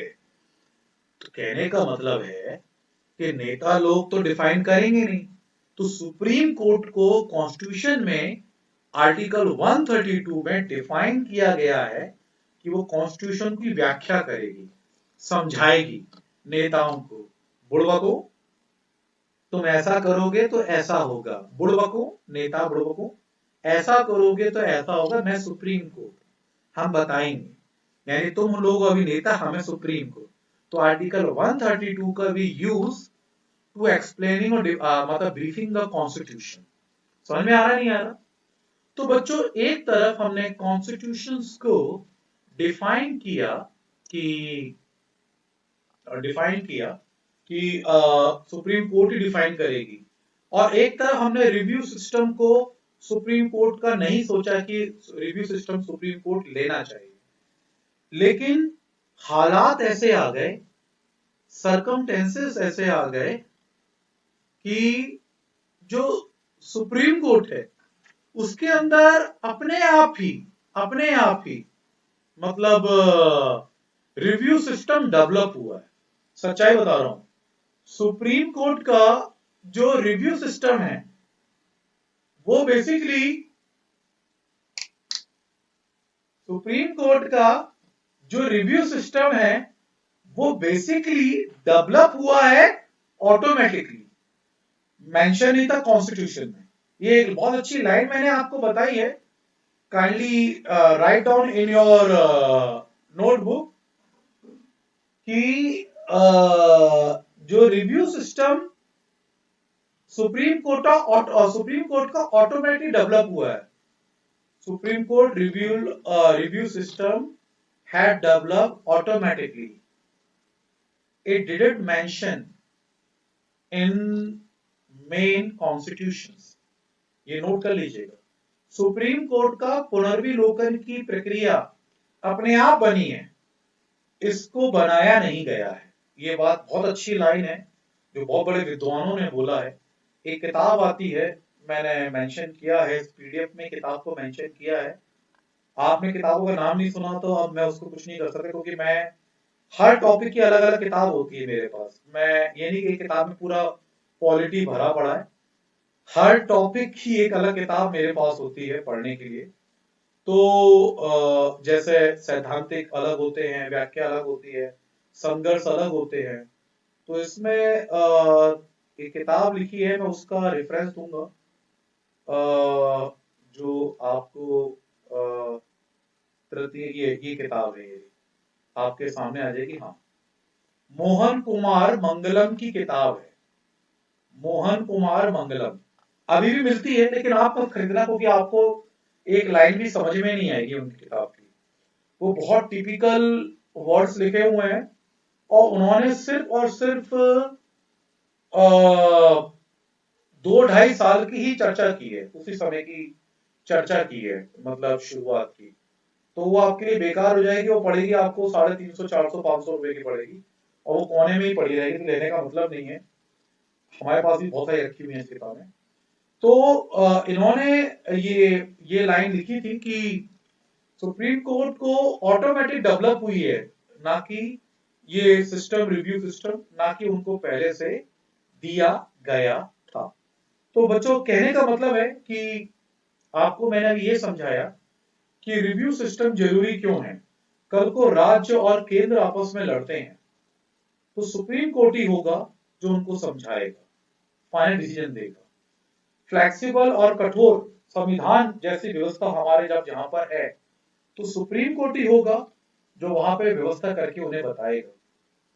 जहां पर कॉन्करेंट लिस्ट और स्टेट लिस्ट ये आपस में आएगी और आपका जो थर्ड आएगा फंडामेंटल आएगा, तो सुप्रीम कोर्ट ही होगा जो किसी ना किसी प्रकार से प्रोटेक्ट करेगा। लेकिन अब हमें लिखना है, अब मैं रीड करूंगा, आपको समझाऊंगा न्यायिक पुनर्विलोकन की प्रक्रिया। अभी तक मैंने आपको सिर्फ समझाया है। तो बच्चों आप मुझे एक बार फीडबैक और दे दो कि आपको सबको समझ में आ रहा है जो मैं पढ़ा रहा हूं। सुप्रीम कोर्ट ये आपको मेंस में बहुत काम आएगा, 2 महीने में आप नहीं कर पाओगे बच्चों, अगर आप सोचो 2 महीने में रट के जाऊंगा, कुछ भी कर लूंगा, सवाल ही नहीं होता, बिल्कुल सवाल नहीं होता। तो आप मुझे सभी बच्चे अपना आप रिव्यू दे दो कि सुप्रीम कोर्ट का रिव्यू समझ में आया। तो आप लोग अपना रिव्यू दे दो मुझे कि सुप्रीम कोर्ट का रिव्यू समझ में आया आप लोगों को। Okay, that's good. अब हम बात करते हैं आलोचना। तो बच्चों देखो, अगर हम अपने दिल पर हाथ रखें और खुद से बात करें तो रिव्यू सिस्टम हमें अच्छा लगेगा कि ये जो रिव्यू है और ये जो कानूनन व्यवस्था है ये अच्छी है। ये किशन सोनी कहाँ चला गया? एक आध 5-10 मिनट बैठता है फिर निकल जाता है क्या? किशन सोनी तेरा रिप्लाई क्यों नहीं आया? आ गया, चलो ठीक है। हर बच्चे पे ध्यान रखता हूँ जो रेगुलर होते हैं बच्चे। चलिए बच्चों, आप देखो, लेकिन हमें दिल पे हाथ रख के बुराई तो करनी पड़ेगी ना यार। क्वेश्चन है, क्वेश्चन है, क्वेश्चन क्वेश्चन। चलो सुनो मेरी बात, आप सभी बच्चे, आप तुम्हें याद करना रखना है,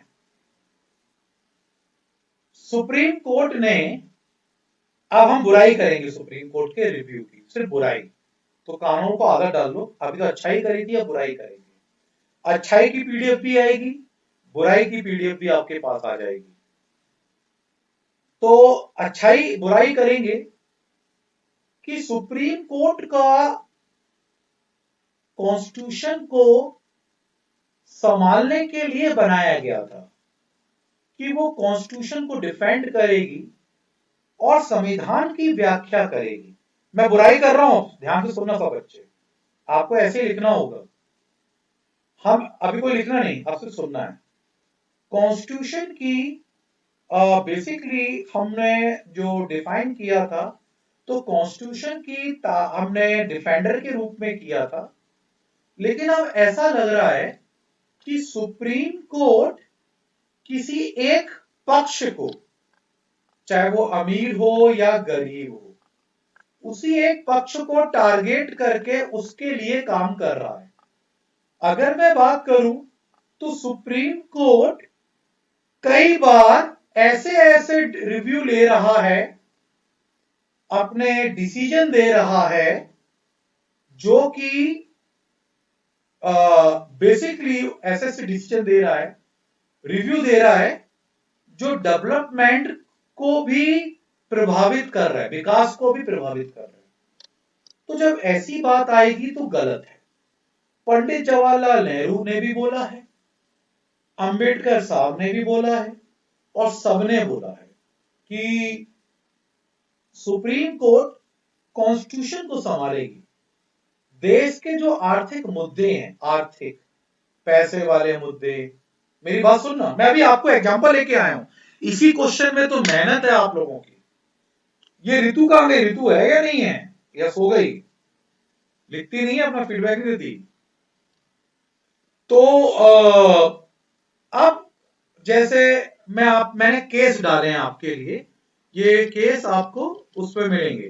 तो सुप्रीम कोर्ट कहने का मतलब कॉन्स्टिट्यूशन तक सीमित नहीं रह गई। अब सुप्रीम कोर्ट इकोनॉमिकल पे भी चर्चा करती है, इकोनॉमिक्स पे भी चर्चा करती है। सुप्रीम कोर्ट बगैर डेवलपमेंट पे भी चर्चा कर रही है। सुप्रीम कोर्ट अब हर मुद्दे पे चर्चा कर रही है, बैंकिंग रिफॉर्म पर चर्चा कर रही है। कभी सुप्रीम कोर्ट कहती है कि कॉन्स्टिट्यूशन में, सुप्रीम कोर्ट ने खुद ही बोला कॉन्स्टिट्यूशन में हम वो नहीं कर सकते, मतलब कानून नहीं बनाएंगे। फिर सुप्रीम कोर्ट ने गोलकनाथ बनाम में, केशवानंद भारती 73 में खुद चेंज कर दिया। चलो अब आराम से पढ़ते हैं, क्योंकि अब सिर्फ याद करना है आपको। तो मैंने आपको बहुत समझाया है, ये बहुत इजी है, पूरा इंग्लिश में आ जाएगा, हिंदी में सिर्फ सुनना है। देखो बच्चों, सिर्फ सुनना, ये आप ही के लिए बनाई है मैंने, आपको सिर्फ आप समझाना है, रीड करूंगा और आपको ये पीडीएफ आएगी इंग्लिश हिंदी दोनों में। सुनना, यदि सर्वोच्च न्यायालय द्वारा, यानी सुप्रीम में, इंग्लिश में रिपीट करूंगा, सुप्रीम कोर्ट का जो जुडिशियल रिव्यू है, न्याय पुनर्विलोकन की शक्ति का अध्ययन किया जाए, इफ वी, अगर हम पढ़ें सुप्रीम कोर्ट का जुडिशियल रिव्यू सिस्टम, तो बच्चों ये आपको क्लियर हो जाएगा कि सर्वोच्च न्यायालय, सुप्रीम कोर्ट ने अपनी शक्तियों का प्रयोग बेसिकली तो पेशेंसफुली किया है। विवेकपूर्ण मतलब अपनी शक्ति को सोच समझ के किया है। विवेकपूर्ण मतलब पेशेंसफुली, सोच समझ कर किया है। लेकिन अभी हाल ही के वर्षों में सुप्रीम कोर्ट ने अपने विवेक को खो दिया। अब सुप्रीम कोर्ट हर में अपनी टांग अड़ाने लग गई है। ध्यान रखना, अगर मैं सुप्रीम कोर्ट की पुनर्विलोकन जुडिशियल रिव्यू पावर को देखूं, दोबारा से किसी कानून पर विचार करना, उसे कंटिन्यू करना या चेंज कर देना, इसे कहते हैं जुडिशियल रिव्यू। तो देखें तो हम समझते हैं कि वो पेशेंसफुली यानी विवेक से काम करती है, सोच समझ के करती है। लेकिन कुछ वर्षों में यह भी देखा गया है कि सुप्रीम कोर्ट हर में टांग अड़ाने लग गई है, और ये गलत है, आपको क्रिटिक लिखना पड़ेगा। अब एग्जांपल है गोलकनाथ, ये केस था। नेहा चली गई, लग थक जाती है, वो भी पूरे दिन ऑफिस में रहती है। तो कहने का मतलब गोलकनाथ एक केस था, ये एग्जांपल है, बहुत सारे एग्जांपल डाले हैं। अब जो होशियार आप में से होगा वो सारे याद करेगा। उसमें उन्होंने 1973 में सुप्रीम कोर्ट ने निर्णयों की कुछ डिसीजन दिए थे, और उसके जो डिसीजन थे वो बेसिकली उसकी क्रिटिक बहुत हुई। आप याद रखना, शुरुआत करोगे बच्चा, 1973 में सुप्रीम कोर्ट की आलोचना शुरू हो गई है। शुरू तो 51-52 से ही हो गई है, जागीरदारी सिस्टम से ही हो गई है। लेकिन बता रहा हूं, आपसे कोई पूछेगा सुप्रीम कोर्ट के बारे में बताओ, तो आप कैसे लिखोगे? सुप्रीम कोर्ट का अगर हम केसेस के बारे में बात करें, रिव्यू के बारे में, तो हमेशा सुप्रीम कोर्ट पेशेंसफुली देती है, अपने केसेस को पेशेंसफुली डील करती है। लेकिन हाल ही के कुछ वर्षों में सुप्रीम कोर्ट ने हर में अपनी टांग अड़ाई है। स्पेशली अगर हम बात करें तो अभी तक 1973 याद कर लेना, 1973 गोलकनाथ केस था, एक केस था, भाई केस था तो याद करना पड़ेगा। सुप्रीम कोर्ट की बहुत ज्यादा थू-थू हुई है 1973 में, सुप्रीम कोर्ट की बहुत ज्यादा थू-थू हुई है। अब हम बात करते हैं ऐसा क्या। चलो बच्चों, तो अब मैंने 5 पॉइंट बनाए हैं। सुप्रीम कोर्ट की आलोचना में ऐसे लिखोगे, कुछ भी नहीं लिखोगे, कुछ भी नहीं लिखोगे। पहला पॉइंट है सुप्रीम कोर्ट का अनुदारवादी शक्ति के रूप में कार्य करना। इंग्लिश में लिखा हुआ है, it act as conservative force. एक होता है उदारवादी, सभी को देखकर चलना, उसे कहते हैं फ्लेक्सिबिलिटी, उदारवाद दृष्टि, लिबरलाइज्ड कहते हैं। सुप्रीम कोर्ट ऐसा लग रहा है कि अनुदारवादी बन गया है। अनुदारवादी मतलब वो सबको नहीं देख रहा, वो किसी एक ही पक्ष को देख रहा है। आप सभी बच्चे से पॉइंट को याद कर लेना, उसमें आप आराम से अच्छे से लिख लोगे। अब आप सुनो, इसमें संदेह नहीं है कि न्यायालय ने अब तक व्यक्ति स्वतंत्रता, नागरिकों के अधिकार के रक्षक के रूप में कार्य किया है। हम सभी जानते हैं बच्चों, सुप्रीम कोर्ट ने अभी तक व्यक्ति की स्वतंत्रता यानी मेरी अधिकारों की रक्षा के लिए कार्य किया है। लेकिन यह भी तथ्य है कि सुप्रीम कोर्ट थोड़ा विमुख भी हो गया है, थोड़ा घूम गया है। कैसे?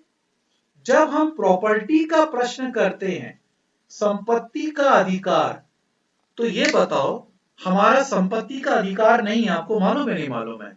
हमारे कॉन्स्टिट्यूशन में संपत्ति का अधिकार था, लेकिन जिस दिन हमारा अमेंडमेंट किया गया प्रथम और 31 आर्टिकल समाप्त करा गया, तो सुप्रीम कोर्ट शांत बना रहा। भाई हमें तो बुराई लिखनी है ना, तुम क्या कर रहे थे जब हमसे हमारी संपत्ति का अधिकार छीना जा रहा था? बड़ी बड़ी बातें करते हो, सुप्रीम कोर्ट बन के अधिकारों की रक्षा करोगे। ये करोगे वो करोगे, उस दिन क्या मुंह सिल गया था तुम्हारा जब लोकसभा ने पास किया था कि हमारी जमीनें छीन ली जाएंगी। आज ससुरा हम तुम्हें पढ़ा नहीं रहे होते, आज हम हमारे दादा परदादा जागीरदार होते, हमारी सल्तनत होती। 1951 में सुप्रीम कोर्ट ने हमारी जागीरदारी छीन ली, वो लोकसभा राज्यसभा ने, हम गए सुप्रीम कोर्ट, बचाओ, सुप्रीम कोर्ट ने कह दिया हम कुछ नहीं कर सकते, इसलिए आज हम तुम्हें फटे कपड़ों में बैठ के पढ़ा रहे, पूरी बाएं के आस्तीन भी नहीं सिला पाते, भेजनी पड़ेगी। सोचो गरीबी का हाल। तो तब क्यों थी तुम चुप सुप्रीम कोर्ट, जो तुम बोलती हो कि हाँ हमारे अधिकारों की रक्षा करती हो। कुछ ज्यादा हो गया ना। ऐसे ही लिखना है तुम्हें एग्जाम में कि आपको क्रिटिक करना है ना सुप्रीम कोर्ट की, तो सुप्रीम कोर्ट का हर एक पहलू आपको निकालना पड़ेगा। तो कैसे निकालोगे मैं आपको बता देता हूं। अगर जागीरदारी होती, पहले जागीरदार होते थे तो जागीरदारी सब छिन गई, खत्म हो गया, तो जब संपत्ति का अधिकार छीना गया तो हमारे सुप्रीम कोर्ट ने कंजर्वेटिव फोर्स दिखाया, और 1950-51 में जब हमारी जमीन छीनी गई सभी की, तो उसमें मतलब उन्मूलन के अंतर्गत पारित कुछ भूमि सुधार कानूनों को अवैध घोषित कर दिया। अब सुनना मेरी बात। ओके सुनना, ये बहुत इंपॉर्टेंट लाइन है जो तुम्हें कंफ्यूज कर सकती है, ठीक है।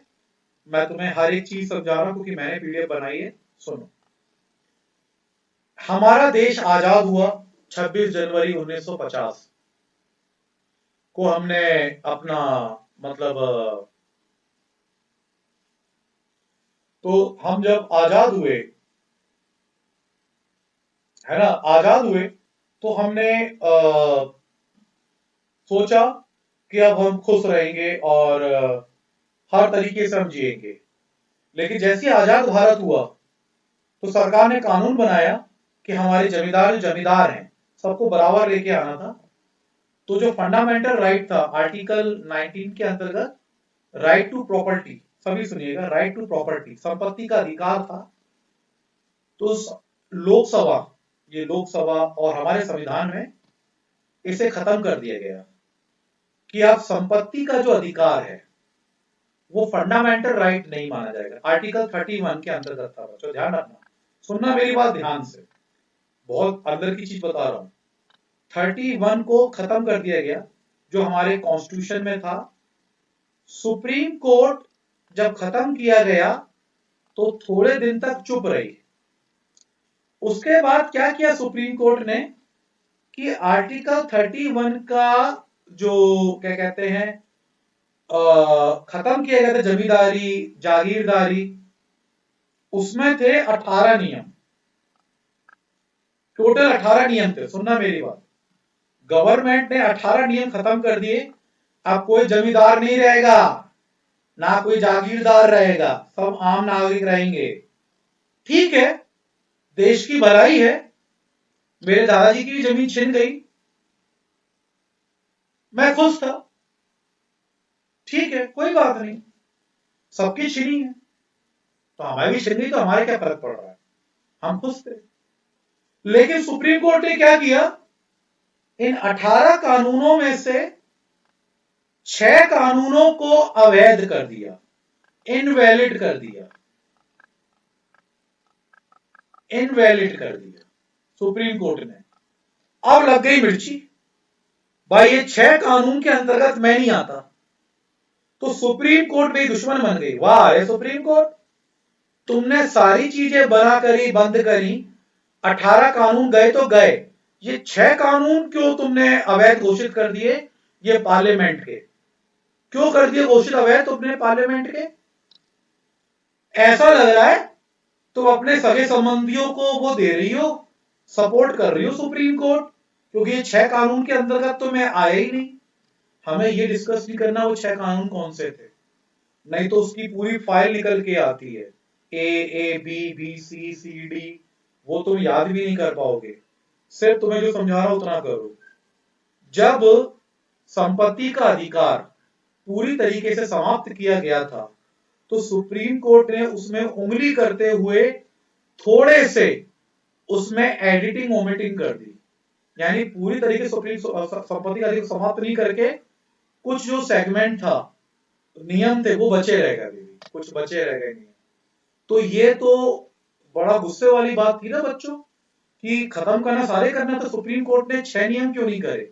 और ये 6 नियम कुछ ऐसा लगा कि जो एक पक्ष है, कोई डिफरेंट लोग हैं, उनके पक्ष में चलेगा, उनके फेवर में चलेगा। तो सुप्रीम कोर्ट बेसिकली, है ना, ये मतलब इसके साथ निकल कर आया। पहला सुनना, सुप्रीम कोर्ट सभी के लिए बराबर रहता। जब संपत्ति का अधिकार समाप्त किया गया, राइट टू प्रॉपर्टी समाप्त किया गया, तो सुप्रीम कोर्ट ने उसको पूरे को क्यों ना, उसके कुछ हिस्से को रोक दिया। क्यों रोक दिया? इससे ये बदबू आई कि सुप्रीम कोर्ट अपनी तानाशाही दिखा रही है। इससे ये बदबू आई कि सुप्रीम कोर्ट किसी एक ऑर्डिनेंस की फेवर में वो लेके जा रही है। समझ में आ रहा नहीं आ रहा? उसके बाद एक और चीज आई 1953 में सोलापुर स्पिनिंग और वीविंग कंपनी के शासन द्वारा अधिग्रहण को अवैध ठहरा दिया इन्होंने। अब हमारी लोकसभा राज्यसभा द्वारा सोलापुर स्पिनिंग एवं वीविंग कंपनी थी, उसको हमारी गवर्नमेंट ने बच्चों वो कर लिया था, हड़प लिया था। तो क्या कहते हैं, बताया कि इसे अपने अंडर में चलाना सही है, तो सुप्रीम कोर्ट ने फिर मना कर दिया। नहीं नहीं नहीं नहीं नहीं नहीं नहीं नहीं नहीं नहीं नहीं नहीं नहीं, ऐसे कैसे, ऐसे तुम कैसे सोलापुर की स्पिनिंग और वीविंग कंपनी को ले जाओगे? ना ना ना ना ना ना, तो अवैध कर दिया। तो हमारी जो लोकसभा थी, उसमें मंत्रियों ने कहा ये सुप्रीम कोर्ट ऐसा लगता है अमीरों के साथ है, गरीबों का सोच ही नहीं रही है। तो आप दूसरा भी याद रखोगे, आपको लिखोगे, ये बहुत अच्छे उदाहरण मैंने छाट छाट के लिखे हैं, ढूंढ ढूंढ के लिखे, ये बहुत अच्छे, आप लिखो। 1953 दूसरा क्रिटिक है सोलापुर स्पिनिंग एवं वीविंग कंपनी के द्वारा। उसके बाद कुन्ही कोमान वर्ष केरल राज्य, केरल कृषि संबंधी अधिनियम को अवैध घोषित कर दिया। वारे, केरल सरकार ने बड़ी अच्छी तरीके से कृषि कानून बनाया जिससे किसानों को फायदा हो। बहुत बड़ी बुकलेट है, नेट पे पड़ी हुई, गूगल सर्च मारोगे करीब 250 से 300 पन्ने की बुकलेट है, मिल जाएगी आपको, कुन्नी कोमान बनाम केरल राज केस की। सुप्रीम कोर्ट, ये कुन्नी कोमान गए वहां पर और सुप्रीम कोर्ट अपील करी, और उन्हें जो कृषि कानून था जिससे सभी लोगों को फायदा होता, सुप्रीम कोर्ट ने उसे बैन कर दिया कि नहीं नहीं नहीं नहीं नहीं, भविष्य में हो सकता है कि ये एग्रीकल्चर रिफॉर्म है, लेकिन हो सकता है ये आगे चल के खतरनाक बन जाए। ना ना ना ना ना, वारे, ये क्या चल रही थी? उसके बाद सर्वोच्च न्यायालय ने अनुदातिका का सर्वाधिक परिचय दिया 1967 में। देखो, आपको मैंने बताया 1953 में बताया, ठीक है क्या बेटा? बनाम को लिखा जाता है किसी बनाम की अक्सर के किसी भी केस के बीच में, बनाम, बनाम मतलब उसके विरुद्ध, बनाम मतलब एक अपने ऊपर थोड़ी ना केस लड़े, किसी के विरुद्ध लड़ोगे ना, तो मेरे बनाम तू है, तेरे बनाम तेरा भाई है, एग्जाम में तेरे भाई के बनाम कोई है, अभी पूरा ग्रुप जैस के बनाम है, तो विरुद्ध, इसलिए बनाम लिखा जाता है। सबसे बड़ा ये जो सुप्रीम कोर्ट का निकल के आया वो था 1967 का गोलकनाथ। इसमें 6 में से 5 जजों ने ये निर्णय दिया, सुनना बच्चों, 6 में से 5 जजों ने ये डिसीजन दिया कि पार्लियामेंट ऐसा कोई भी एक्ट पास नहीं करेगी जो फंडामेंटल को छीनता है। सुनना मेरी बात, 6 में से 5 जजों ने निर्णय दिया 1967 में कि संसद ऐसा कोई भी अधिनियम पारित नहीं कर सकती जो मौलिक अधिकारों को छीनता या सीमित करता है। ये बिल्कुल ठीक था, ये बिल्कुल ठीक था कि ऐसा होना चाहिए कि लोकसभा या राज्यसभा, आराम समझना, डेटे याद करनी है, मेहनत करनी है। गोलकनाथ का केस था, उसमें ये डिसीजन था कि सुप्रीम कोर्ट ने कहा था कि लोकसभा राज्यसभा ऐसा कोई भी कानून नहीं बनाएंगी जिसमें हमारे राइट खत्म हो जाए और उसमें हम कुछ नहीं कर पाए। इसको लेकर जो विधि विशेषज्ञ थे उन्होंने बोला कि सर्वोच्च न्यायालय की इसमें आलोचना की। एक हमारे महान्यायवादी जिसे अटॉर्नी जनरल कहते हैं एमसी सीतलवाड़ा ने कहा ये एक पॉलिटिकल डिसीजन है। वहीं पे सुरेंद्र नाथ त्रिवेदी ने लिखा इस देश में प्राधिकार का संघर्ष उस समय छिड़ा जब गोलकनाथ विवाद सर्वोच्च न्यायालय ने निर्णय दिया कि संसद को संविधान में मौलिक अधिकार संबंधी अध्ययन संशोधन करने का अधिकार नहीं है। ऐसा लगने लगा है कि न्यायालय अधिकार से किसी विशेष वर्ग के हितों को प्रतिनिधित्व करता है। कानून की व्याख्या करते न्यायालय पूरी तरीके से सामाजिक मुद्दे की उपेक्षा नहीं कर सकता। जिस संविधान के सामने रखा है सर्वोच्च न्यायालय ने उसे माना है। मैं फिर से समझा दूंगा, रीड कर दूं। चलो देखो सुनो, हो सकता है हृदयाशी शुक्ला को तो समझ में नहीं आया हो। देखो मैं बताता हूँ, सुनो इस पूरे केस को समझाता हूँ फिर दूसरे पे आऊंगा। 1967 गोलकनाथ केस गया था सुप्रीम कोर्ट में। 6 जज थे, 6 में से 5 जजों ने कह दिया कि लोकसभा यानी हमारी पार्लियामेंट को राइट नहीं है कि वो फंडामेंटल जो राइट हैं उसमें कुछ चेंजेस कर सके, फंडामेंटल राइट में चेंजेस कर सके। ये बात बिल्कुल गलत थी।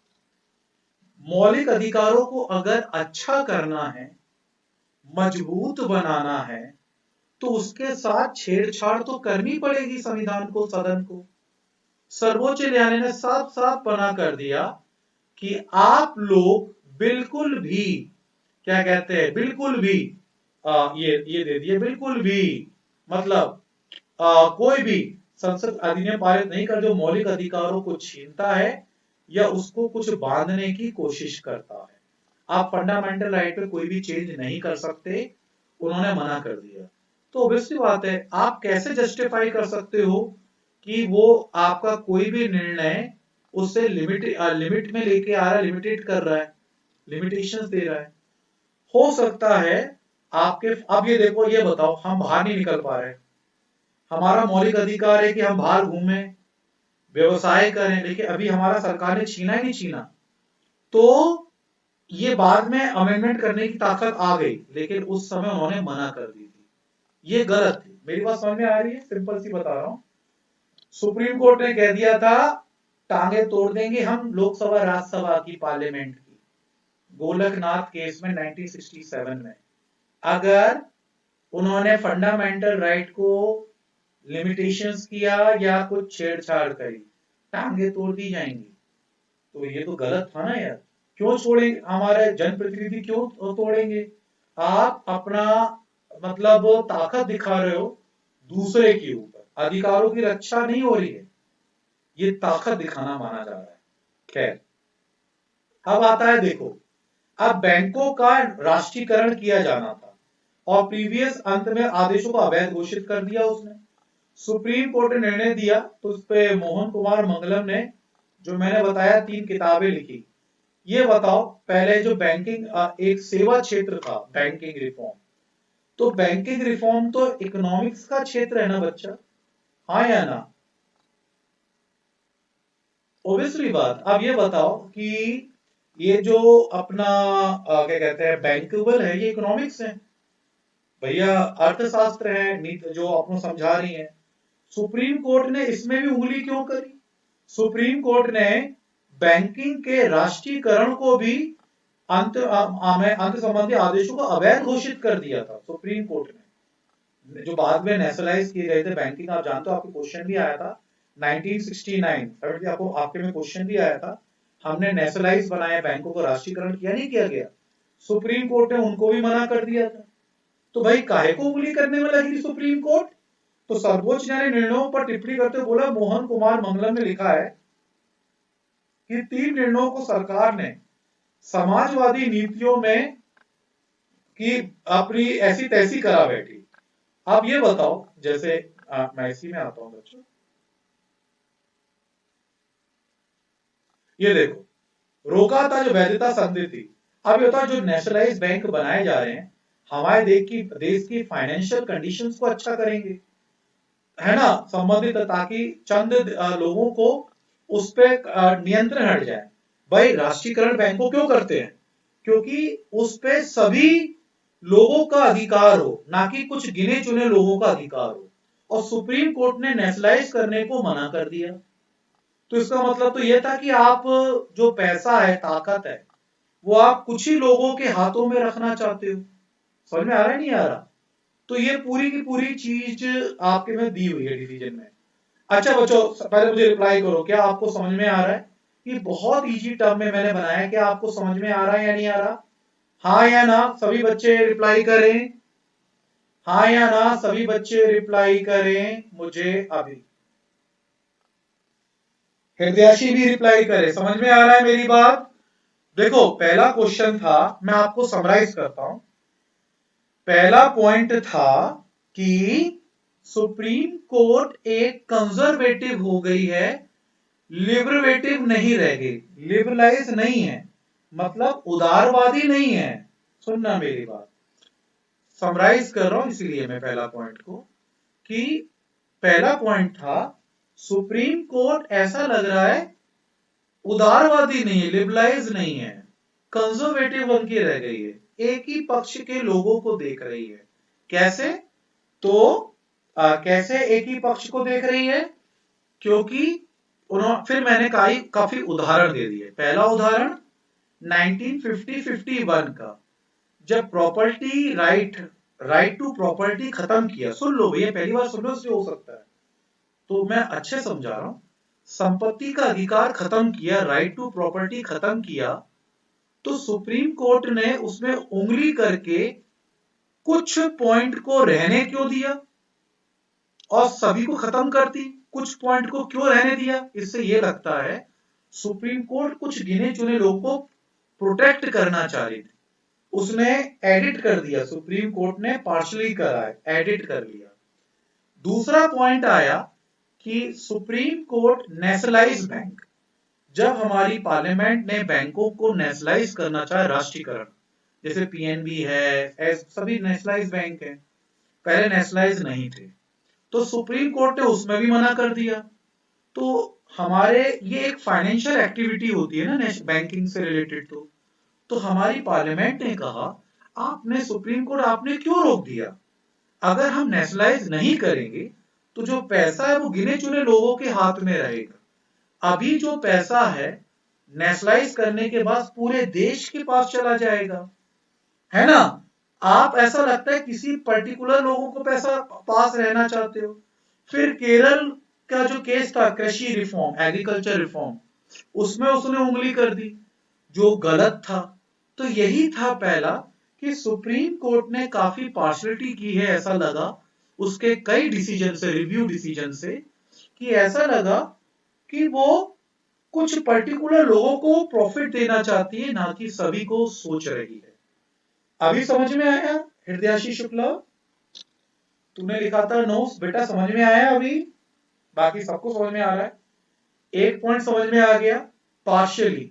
अब केसेस तो याद करने पड़ेंगे, 1967, 1950, 51, 1950, 51, है ना, नेशनलाइज बैंकिंग का क्षेत्र इत्यादि, ये तो आपको याद करना ही पड़ेगा बच्चा। यस और नो? ओके शुक्ला, मुझे रिप्लाई करो। अब आता है सेकंड पॉइंट। सेकंड पॉइंट भी ऐसी है, supreme court change its previous decision. अब सुप्रीम कोर्ट ने जो पुराने डिसीजन बदले, वो क्या करता है कि एक कंफ्यूजन क्रिएट करता है। अब वही आ गया पॉइंट बच्चों, मजेदार पॉइंट आ गया।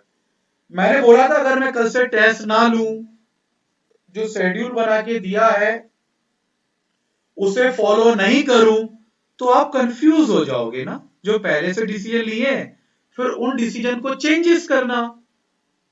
तो सेकंड पॉइंट ही यही है मेरा, supreme court change its previous decision, अपने पहले के निर्णयों को चेंज करना। अब ऐसे में तो कंफ्यूजन होता ही नहीं होता यार, सीधी सी बात है। तो न्यायालय द्वारा जब रिव्यू किया गया तो ये बहुत बड़ी आपत्ति है कि, है ना, कि सर्वोच्च न्यायालय अपने पूर्ण निर्णयों को ही चेंज करता है। इससे कंफ्यूजन पैदा होता है यार कि हम क्या करें क्या ना करें। जैसे 1967 का 73, पहले उन्होंने कहा कि आप चेंज नहीं करोगे, फिर उन्होंने चेंज कर दिया। देखो इसमें पूरा लिखा हुआ है, ये केस है 1 2 3। इसमें आपको ये देखना है कि उन्होंने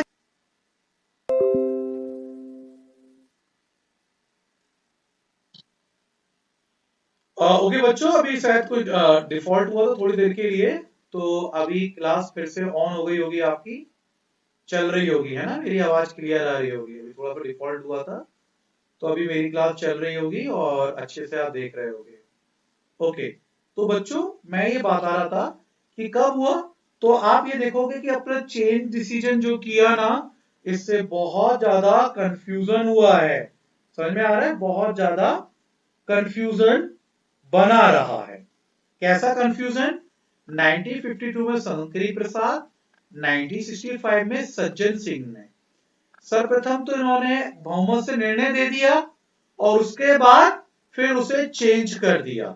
ये तो गलत बात है ना। तो आपको सिर्फ दो नाम याद करने हैं। कौन कौन से नाम याद करने हैं बच्चा? आपको 1952 शंकरी प्रसाद, पूरी मेजोरिटी के साथ इन्होंने समर्थन कर दिया, ऐसा करेंगे। 1965 में सज्जन सिंह, ऐसा करेंगे। उसके बाद पलट गए। कंफ्यूजन 1967 में जैसा हुआ था करेंगे, उसी को चेंज करते हुए फिर से इन्होंने चेंज कर दिया। तो बच्चा ये केस है, इनको पढ़ना होगा, ज्यादा नहीं है, ये सिर्फ केस है, इनको आप पढ़ोगे आपको समझ में आ जाएगा। ये वो केसेस हैं, इसमें से आप एक दो केस को याद कर लेना। और होशियार बच्चे तो मैं तो कहूंगा सारे केस याद करो आराम से। सिविल सर्विस में टाइम लगता है, मुंह दिखाई नहीं होती, किताब देखी जरा देख लें, बस आधा घंटा लगेगा रिवीजन करने में, हो गया सर का रिवीजन। अरे बाबड़ों, जो ऐसा करते उनके लिए बावड़ा शब्द यूज किया है। आधा घंटा नहीं होता, 18 घंटे होता, 18 घंटे होता। सिविल सर्विस को हमारे कुछ बच्चे हैं, हमें मालूम है, मैं नाम नहीं लूंगा क्योंकि अब तो नाम ले, वो इतना चिकनी मिट्टी के घड़े बन गए हैं कि उन्हें कोई असर नहीं पड़ता। वो आधा घंटा रिवीजन कर लेते हैं, ओह अच्छा ये ओके, फेंक देते उठा के। अबे आधा घंटा नहीं होता। एक बार ये हमारे बच्चे किसी आईएएस का इंटरव्यू सुन रहे थे, इनका इंटरनेट गड़बड़ हो रहा था, आईएएस ने बोला 18 घंटे, इनको लगा आधा घंटे। अब ये बेचारे आधा घंटे ही पढ़ के रहते हैं, इसलिए ना टेस्ट दे पाते हैं और इसलिए फेल होते रहते हैं। किसी आईएएस का इंटरव्यू सुन रहे थे, इंटरनेट की स्पीड स्लो हो गई, उसने बोला 18 घंटे पढ़ना पड़ता है, इन्होंने सोच लिया आधा घंटा पढ़ना पड़ता है, बस हो गया कूड़ा इनका। तो ये जो केसेस हैं इनको पढ़ना पड़ेगा, मैंने समझा दिए हैं। तो ये आपको बता रहे हैं। तीसरा पॉइंट है इंक्रोचमेंट ऑफ कॉन्स्टिट्यूशन लिमिटेशन, संवैधानिक सीमाओं का अतिक्रमण।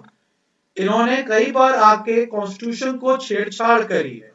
तो ये बहुत इजी पॉइंट्स हैं और ये खत्म हो जाएगा। आप इसे रीड ही करोगे ना, आपको समझ में आ जाएगा। तो बच्चों अगर आप सिर्फ इसे ढंग से रीड करना है और अपनी कॉपी में लिखना है, प्रिंट आउट मत निकाल लेना, इसे अपनी कॉपी में नोट करना है। नोट करते करते हर एक पॉइंट को रीड करो, उसे याद करो, तब कहीं जाके आपको 10 से 12 घंटे निकालने पढ़ाई के, तब कहीं आप निकाल पाओगे। आधा घंटा नहीं करना है।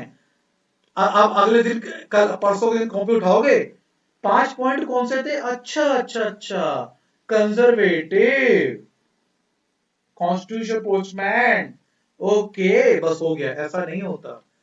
आपको आज तो अब सो जाओ, 11:15 हो रहा है, कल सुबह उठ के फ्रेश होना या फ्रेश होने से पहले एक आध घंटे याद करना पड़ेगा, फिर फ्रेश होने के बाद याद करना पड़ेगा, फिर हन्नू करने के बाद याद करना पड़ेगा, फिर शाम तक याद करना पड़ेगा। जब 10 घंटे हो जाएंगे पढ़ते पढ़ते, तब तुम निकालने के काबिल बनोगे, नहीं तो बिल्कुल नहीं बनोगे। और मैं आपको सपोर्ट कर रहा हूं, मैं कुछ लिखा नहीं रहा हूं, मैं सिर्फ समझा रहा हूं बच्चों। आपको ये सब कुछ पढ़ने के बाद भी, जैसे हृदय शुक्ला समझ में मैंने समझाया, फिर भी कोई डाउट होता है तो कल मेरी बायो की क्लास है। बायो की क्लास के बाद मैं 5 से 10 मिनट और क्लियर कर दूंगा डाउट। कल आप मुझसे और पूछ लेना डाउट, मैं फिर से क्लियर कर दूंगा। परसों फिर से सुप्रीम कोर्ट पढ़ाऊंगा, परसों खत्म हो जाएगा। तो मैं आपके पूरा सपोर्ट कर रहा हूं, लेकिन आपको कम से कम 10 घंटे किताब लेके बैठना पड़ेगा, याद करना पड़ेगा, वरना कुछ भी नहीं हो पाएगा। तो बच्चों, आज की क्लास समझ में आई? फाइनल पूछ रहा हूं, नहीं इसका नहीं, आप इसे याद करोगे। मैं जो ऑब्जेक्टिव दूंगा करीब 50-60 क्वेश्चन दूंगा, है ना। रिकॉल करना मतलब होता है दोबारा से, रिकॉल का मतलब होता है दोबारा। इंग्लिश में कहते हैं रिकॉल का मतलब होता है दोबारा। तो कल मैं 50-60 क्वेश्चन दूंगा वन लाइनर, वो तो आप 7 बजे बैठना, 2-2.5 घंटे में हो जाएगा बेटा वो तो आपका। इसको आप सुबह से याद करो, ये मेन थ्योरी है ना। कल 40-50 क्वेश्चन दूंगा मैं 1 बजे के आसपास, ठीक है। इसे मैं अभी दे दूंगा आपको, 12-1 बजे तक रात में आ जाएंगे। सुबह 5 बजे उठो, 8 बजे तक पढ़ाई करो 3 घंटे, फिर खाना पीना खाओ पियो, 11 बजे से 4 बजे तक पढ़ाई करो 5 घंटे, हो गए 8 घंटे। बस तो ऐसे पढ़ लो, 5 से 8, 11 से 4, दुनिया इधर से उधर हो जाए, हम ना हटेंगे, हम ना झुकेंगे, हम तो सिर्फ पढ़ेंगे। सुबह 5 बजे से 8, 11 से 4, 5 घंटे वो, 3 घंटे सुबह के। 4 बजे से 1-8 घंटा खेल आओ, कूद आओ, 2 घंटे खेल आओ। मेरे जो वन लाइनर क्वेश्चन आएंगे उन्हें तुम आराम से 1-1.5 घंटे में निपटा लोगे। फिर मैडम क्लास अटेंड कर लो, 8 से 9 होती है मैडम की क्लास, 6 से फिर पढ़ लो, बहुत फायदे में रहेगा। देखो 8 से 11 3 घंटे फ्री, फिर 4 से 5 6 बजे तक फिर फ्री, तो कितना फ्री हो गए। अब रात में फ्री, अब देखो 8 घंटे खुद पढ़ोगे ऐसे, 2 घंटे मेरे क्वेश्चन याद करोगे, 10 घंटे, 3 घंटे की क्लास हो जाएगी, 13 घंटे, 13 घंटे पढ़ोगे तो कलेक्टर बनने से तो कलेक्टर के भी बाप नहीं रोक पाएंगे तुम्हें। समझ में आ रहा है नहीं आ रहा? अगर आधा घंटा पढ़ोगे तो भगवान जी को छोड़कर तुम्हारी दुनिया में कोई मदद भी नहीं कर पाएगा। तो तुम्हारा नया शेड्यूल क्या बनाया मैंने बच्चों, आप सुबह उठोगे 5 बजे, मैं बच्चों को सुबह उठाता था 5 बजे, सुबह 5 से 8 तुमसे कोई नहीं छीनना चाहिए। भाई कलेक्टर की बात कर रहे हो। 11 से चलो 12 बजे बैठ जाओ, 11 बजे बैठो, फिर 12 बजे आलस आता है, 11 से 4 बस जय राम जी की, फिर 2 घंटे रात में, 3 घंटे हमारी क्लास, 13 घंटे की पढ़ाई, कलेक्टर का बाप भी तुम निकाल लोगे, जो तुम्हें बेटर लगे। ठीक है बेटा, चलो अब मुझे आज्ञा दो, कल बायोलॉजी है, तुम्हें पूरा शेड्यूल दे दिया है, इसे अच्छे से पढ़ लेना। ये 5 बजे तुम्हें तुम्हारे व्हाट्सएप पे मिलेगी सुबह 5 बजे, ठीक है बेटा। Thank you so much, love you, अपना ख्याल रखो, थैंक यू सो मच।